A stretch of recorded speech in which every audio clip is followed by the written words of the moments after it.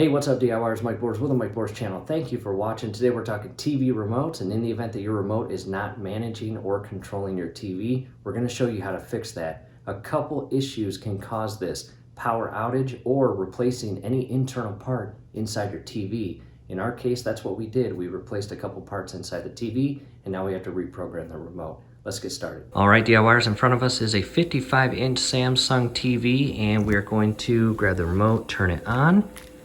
And in the event that your remote only turns the TV on and off, however, does not allow you to change the volume, channels, or sources, we now have to reprogram your remote. And this can happen in a couple different reasons: power outage, or in the event that you just did some maintenance to your TV, such as replacing the main board, TCON board, or power board, which we have done with this TV. And scrolling above is an awesome playlist link that will show you all of the replacement videos that we completed on this TV. Let's go to the back of the TV to show you a specific button. To the back of the TV, go ahead and locate your power button. And if yours is like ours, we've got the push for power, we've got the left and right, negative and positive. That is for scrolling through your source settings, and the up and down as well. In the event that you do not have a button like this, I will show you what you need to do. Back to the front of the TV again. If you do not have that push button in the back with those settings, the screen will prompt you to do certain things with your remote and aim it right at the lower IR sensor, meaning your remote sensor right there, that red light that's always on the very bottom of your TV when the TV is off. However, in our case,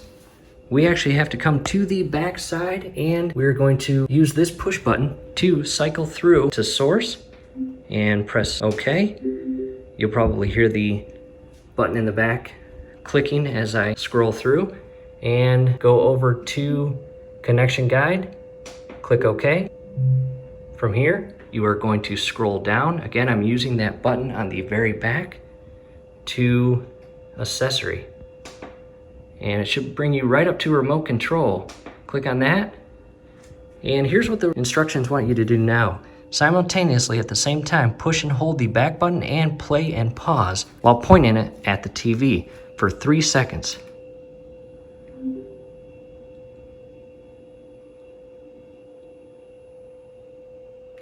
And there it is. It is connecting to the smart remote. And from here, patiently wait for it to reprogram itself. It will do this all automatically. There you go, pairing is complete, and it shows our battery is full. From here, we should be able to use the remote, and we can. And the volume, perfect. At this point, I've got the TV up and running. Hopefully this helps. Do us a favor, below the video, you'll see that thumbs up icon. Click on that, like the video, subscribe to the channel. Definitely ring your YouTube bell. That would be very helpful to us. We would really appreciate it. Thanks again for watching.